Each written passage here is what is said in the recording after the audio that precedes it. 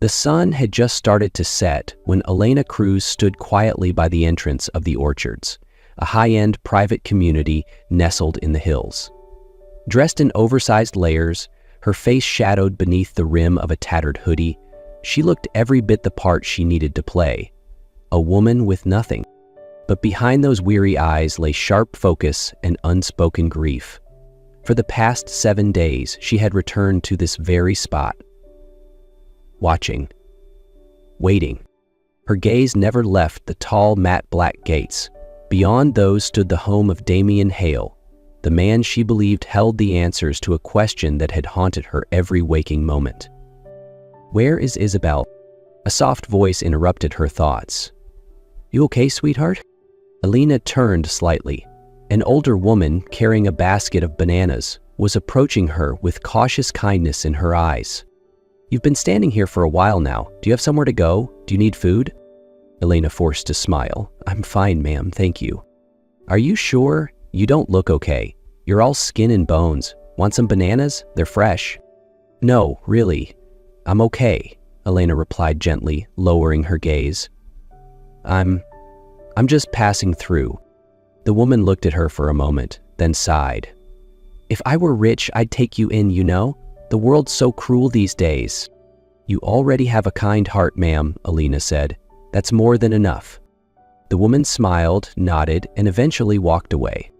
Once alone again, Elena exhaled through gritted teeth, her fists clenched tightly by her sides. Her heart was pounding, her mind racing. This wasn't just some place she'd chosen at random. She wasn't really a vagrant. She was a freelance photographer, known in local circles for her street portrait series. But she had dropped everything the day her younger sister Isabel stopped answering her calls. Isabel had been working as a housekeeper at Damian Hale's home for over 6 months. Everything had seemed fine, until she vanished. No goodbye, no note, just silence. And now, Elena stood just yards away from the man who might hold the truth. She glanced once more at the gate, guarded by 2 security officers. No way to walk in freely. But Elena had learned something in the past week. Where there's routine, there's opportunity. Suddenly, the familiar rumble of a delivery truck filled the air. Elena's eyes lit up. There it is, the door to her mission. She waited, counted each step, then quietly followed the truck from a distance. When it paused at the gate and the guard stepped forward, she crept behind its tailgate, her heart thudding like war drums in her chest. She didn't come here to run. She came for answers, and she was ready to find them. The moment the delivery truck eased past the gate, Elena clung to its shadow like instinct. She crouched low behind it, careful not to make a sound. The guards exchanged a few words with the driver, lifted the barrier, and waved him through. As the vehicle rolled into the pristine street lined with luxury homes, Elena slipped in behind it, keeping her hood up, her breath shallow. She was inside. The truck turned left. Elena didn't follow. Instead, she moved quickly down the sidewalk, her eyes fixed ahead on house No. 8. The one with the tall white walls, smart security cameras, and the man she believed could answer everything. Damian Hale's house. It was massive, modern, and intimidating, the kind of place that didn't just say money, it screamed untouchable.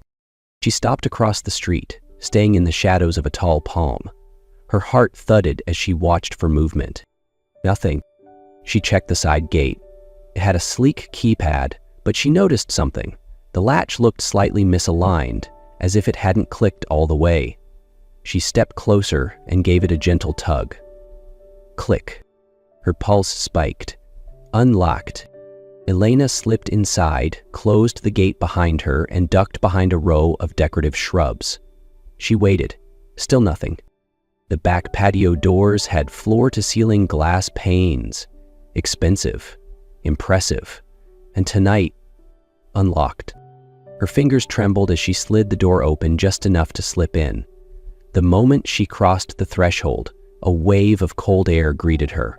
The house smelled like cedar and linen, clean, elegant, but strangely lifeless. "Isabel?" she whispered. No answer. She took a step forward. her sneakers making no sound on the polished wood floors. She passed the sleek white couch, a wall-mounted bookshelf, a floor-to-ceiling painting of an abstract sunset. Everything was perfectly curated, but there was no sign of anyone. She reached the hallway. "Isabel!" she called again, her voice barely above a whisper. Still nothing. Her chest tightened. Where would she be if she were hiding something? Elena walked past a closed door and gently turned the knob. A study. Another door. Laundry room. Then the kitchen. Marble countertops, gleaming appliances. Spotless. No food. No clutter. Just perfection. Too perfect. She stood still, trying to feel something. An energy. A trace of her sister. But all she got was silence. Her mind raced with questions. Had Isabel ever even lived here? Had she been taken somewhere else? Or worse? A sudden sound froze her. The soft, rhythmic clicks of shoes on tile, footsteps, panic surged through her. Before she could react, a tall figure appeared at the hallway's end. Lean, dressed in black slacks and a navy shirt with sleeves rolled up. Damien Hale. His gaze met hers. For a long second, neither of them moved. Then, instead of shouting or grabbing his phone, he tilted his head and said calmly, "Are you hungry?" Elena froze. Her instincts screamed to run, to vanish before he could ask a single question. But Damien Hale didn't lunge for his phone. He didn't shout. Instead, he stood quietly at the end of the hallway, eyes dim, expression unreadable. "I asked if you were hungry," he said again, voice calm, as if talking to a familiar guest, not a trespasser. Elena swallowed hard. Her throat was dry. I didn't mean to intrude. I was just looking for shelter," he offered gently. "Somewhere warm?" She didn't respond. Damien took a slow step forward, stopping just a few feet away from her. In this light, he looked nothing like the polished man in the news articles, the powerful CEO of Hale Architectural Group. He looked exhausted. "Relax," he said. "I'm not going to call security. You're not the first person to get inside." He paused, gaze drifting to the floor. "But I guess you are the first I'm letting stay." Elena blinked. "Stay?" Damien exhaled deeply, rubbing the back of his neck. "This house is too damn quiet. Ever since my mother passed last month, He stopped himself, voice faltering. It's been hard." Something shifted in Elena's chest. She expected arrogance, suspicion, maybe even anger. But what she saw was a man grieving, lonely, unraveling in silence. "I've been alone in this place for weeks," he continued. "Everyone keeps saying time will help, but what does time do in a house where the clocks don't even tick loud enough to distract you?" Elena's lips parted, but no words came out. "So, yeah," he added, his voice quieter now. "If you need a place for the night, you can stay." She stared at him. "You'd let a complete stranger sleep in your home?" Damien half smiled. "You already made it in. That says something." Then softer, "Besides, I don't think you're here to steal silverware." Elena's shoulders dropped, tension melting just a little. Still, she tried to keep her tone neutral. "You don't know who I am." "Neither do I," he replied. "Maybe that's the point." He walked past her, slowly, carefully, as if afraid any sudden move might shatter the moment. When he reached the staircase, he turned back. "There's a guest room upstairs, third door on the right. Clean sheets, private bathroom." She didn't answer, not yet. "I just don't want to eat alone tonight," he added quietly. "So if you change your mind, the kitchen's open." With that, he disappeared up the stairs. Elena stood rooted in place. She had planned for everything, sneaking in, gathering evidence, finding out what happened to her sister. But not this. Not a man grieving. Not a man who didn't even ask why she was there, just asked if she was hungry. Her plan was unraveling, and somehow, she didn't mind. Elena stood at the doorway of the guest room, still unsure if what had just happened was real. A man she didn't know, a man she had planned to suspect, even confront, had invited her to stay. Not out of pity, not out of obligation, but out of something far more human, loneliness. She whispered to herself, this could be the chance, not only to rest, but to search, to uncover the truth behind Isabel's disappearance. She stepped inside the room. It was warm, minimal, and quiet. A soft beige duvet covered the bed. A desk with a lamp stood by the window. It wasn't just a place to sleep. It was a cover, and she was going to use it. That night, she slept lightly, ears alert to every creak of the house. The next morning, Damien knocked softly on her door. "I'm heading to the mall," he said from the hallway. "Figured you might want some proper clothes." Elena hesitated. Her instincts told her not to trust so easily, but going with him would give her more access, more time, and more importantly, she needed to look like she belonged here if she wanted to move freely around the house without raising suspicion. She opened the door. "All right, just a few basics." Damien smiled. "Take your time, whatever you need." At the upscale department store, Elena walked behind Damien like a shadow, eyes cautiously scanning her surroundings. She kept her answers short when sales staff offered help, but Damien seemed at ease, paying little attention to their stares. "You don't have to buy everything," Elena said when he placed a cashmere sweater on the counter. "I know," he replied, handing over his card. "But I want to." She didn't ask why. And he didn't explain. Later that afternoon, back at the mansion, Damien showed her around more of the house. "If you ever need anything," he said, "just ask. You're safe here." Safe. The word echoed in her chest. Elena wanted to believe it. Part of her did, but there was always a wall inside her, one that wouldn't fall until she had answers. After dinner, Damien excused himself to work in his study. Elena, now in clean jeans and a soft cotton shirt, wandered the halls in silence. She moved quietly, memorizing the layout. Hallway to the left, stairs to the basement, 3 doors upstairs besides her room and Damien's. She tested the knobs. One was a linen closet, another a rarely used guest room, and the third locked. Why was it locked? She leaned in, listened, nothing. Back downstairs, she walked past framed photos. Damien and a woman in her 60s, his mother likely, smiling, radiant, but no sign of any staff, no Isabel. She entered the kitchen. Spotless, organized, too perfect. She checked the drawers, cabinets, even beneath the sink, cleaning supplies, but none that looked used recently. No old name tags, no leftover apron. Not a single item that would suggest someone like Isabel had ever lived or worked there. Her throat tightened. Did Isabel really disappear from here? Or had she left long before Elena started asking questions? Suddenly, footsteps. She turned sharply. Damien stood in the doorway, holding a glass of water. "Everything okay?" Elena masked her expression with a smile. "Just stretching my legs."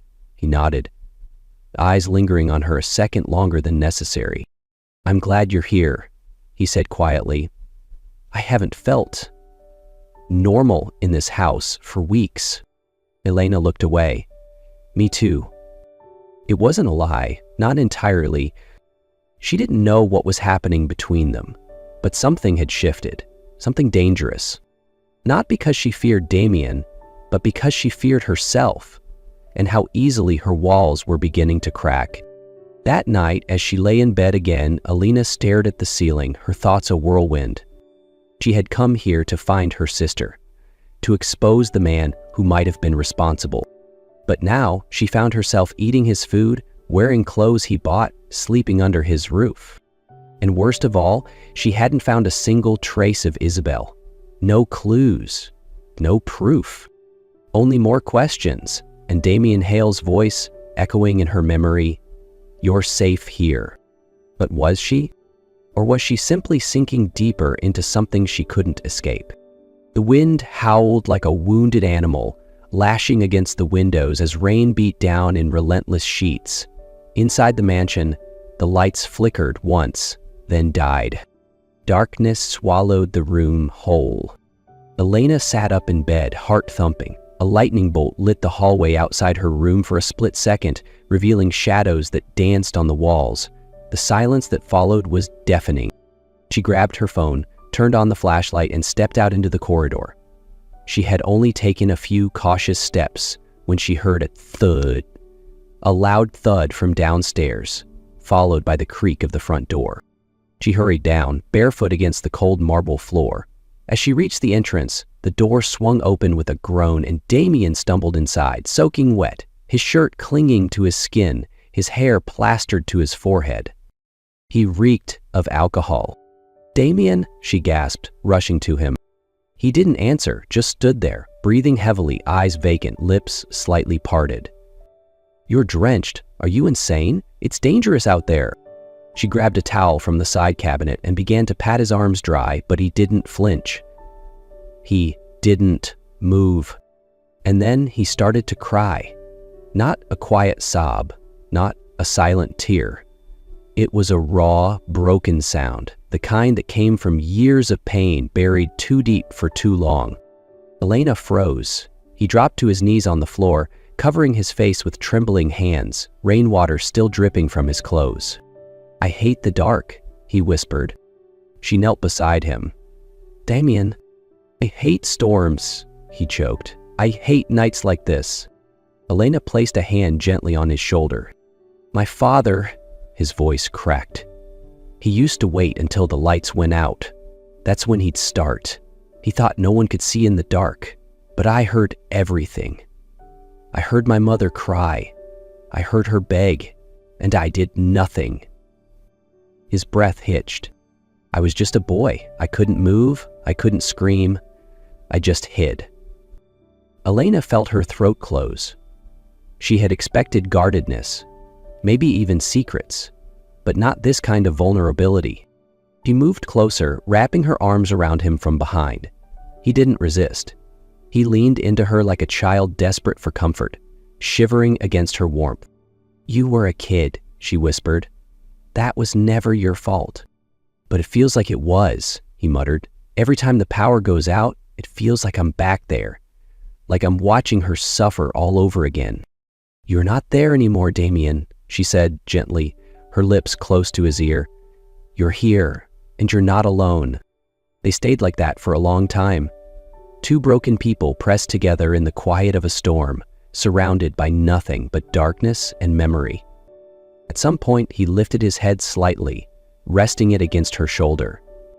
"Thank you," he said, hoarsely, "for not running away."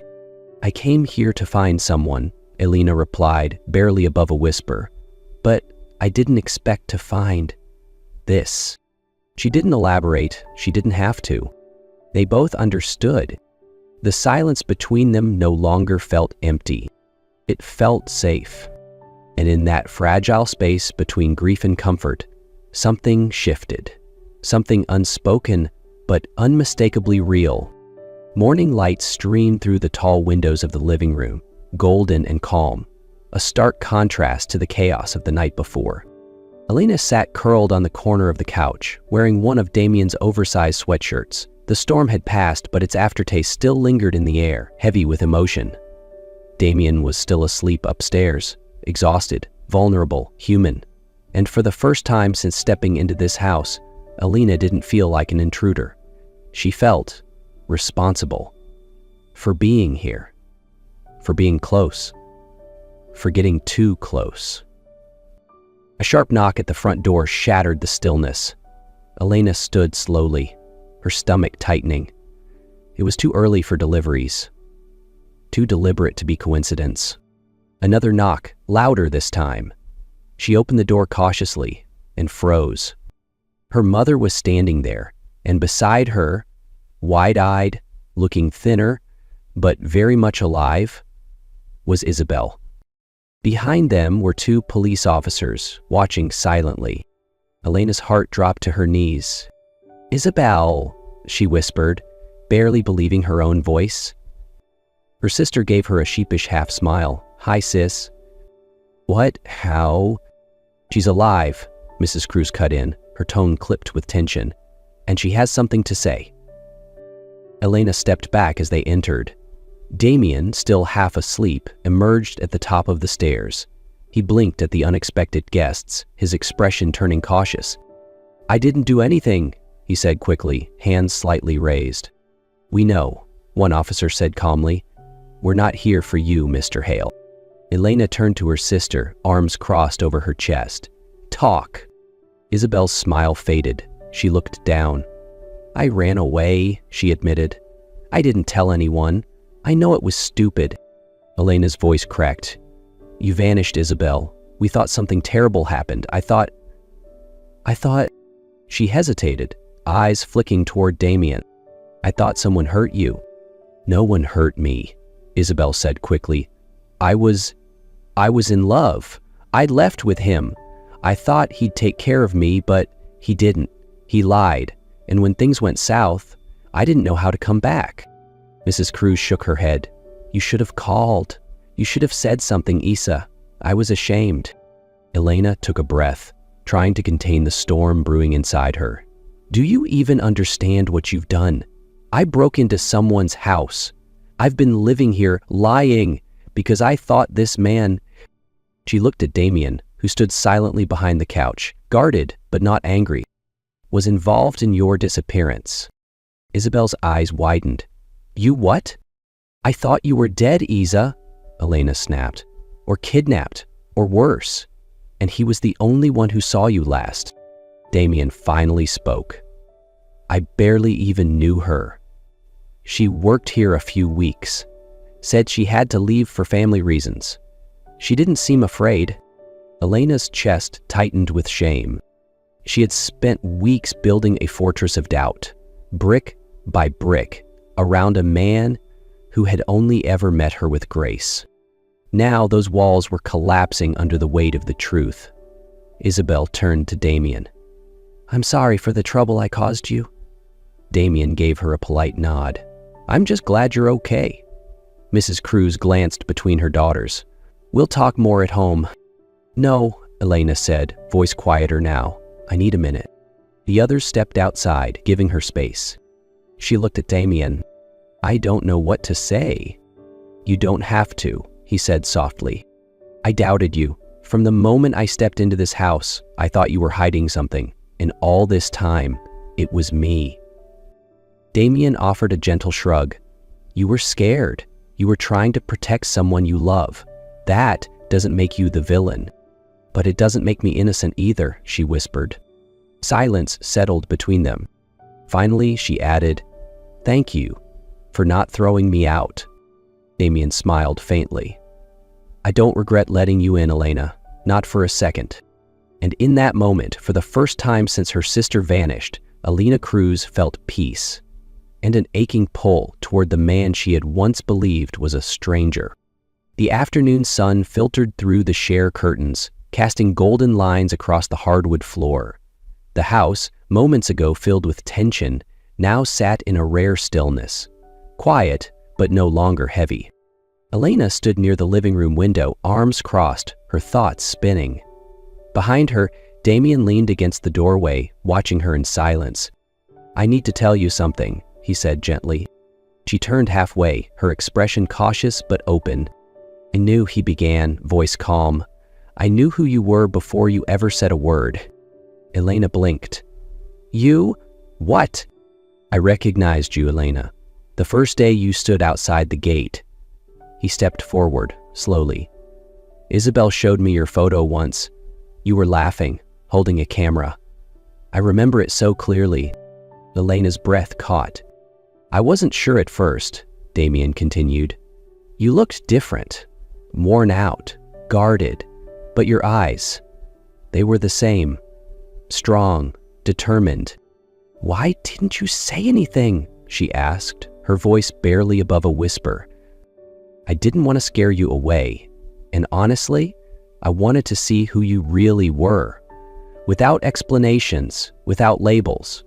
He paused, then added, "And what I saw was someone who would walk through fire for the people she loves.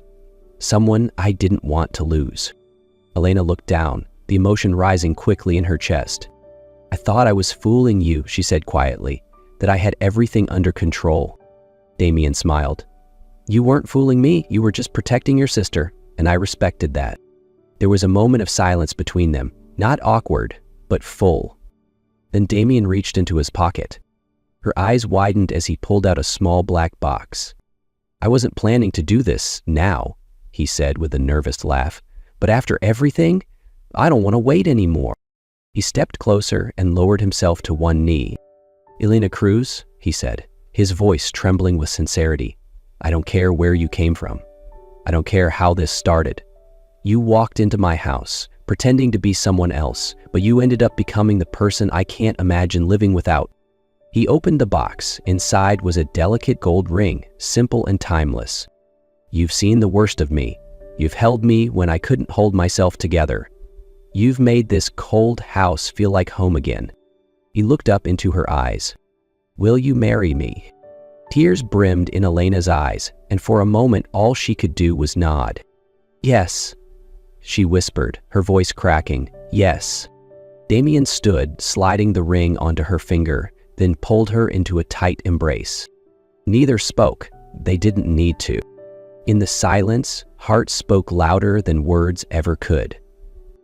And for the first time in a long, long while, Elena Cruz wasn't chasing after something lost. She had found something new, something hers. The days that followed unfolded slowly, like the first quiet moments after a storm. The proposal didn't change their pasts. It didn't erase the pain, but it created space for something new, something that belonged to just them. Elena stayed, not out of guilt or fear or obligation, but because for the first time in years, her heart whispered, "You're safe."